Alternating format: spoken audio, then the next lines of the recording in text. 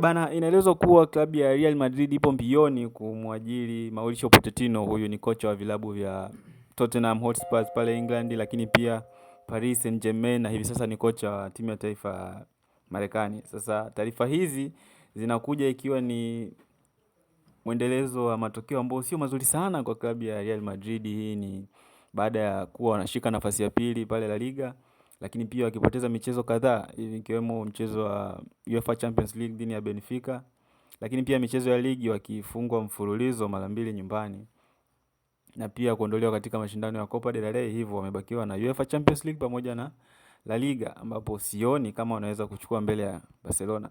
Sasa ni kutokana na mwendelezo wa matokeo mabaya, ambapo kocha huyu aliyepewa kumalizia msimu, Alvaro Albeola, Mhispaniola, huyu anaonekana kwamba msimu ujao hataweza kuendelea na klabu ya Real Madrid. Hivyo Mauricio Pochettino ni mmoja kati ya makocha ambao wapo katika wale candidates ambao wanawania nafasi hiyo. Hivyo msimu wa 2026-27 tutegemee kumuona Mauricio Pochettino kwamba inawezekana akachaguliwa kuwa kocha wa klabu ya Real Madrid, na italeta ushindani, kwani Mauricio Pochettino, kumbuka, amewahi kuifundisha klabu ya Espanyol ambao ni wanatoka sehemu moja na Barcelona. Hivyo Espanyol na Barcelona ni dabi hii. Sasa alishawahi kusema kwamba yeye hawezi kuifundisha FC Barcelona japokuwa ashawahi kuifundisha Espanyol.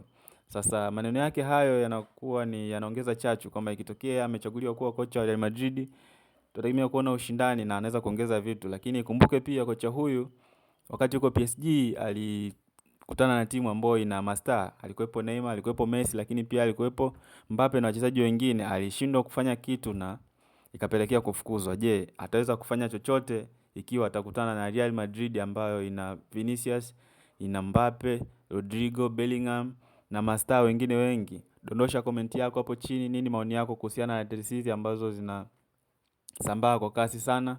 Asante.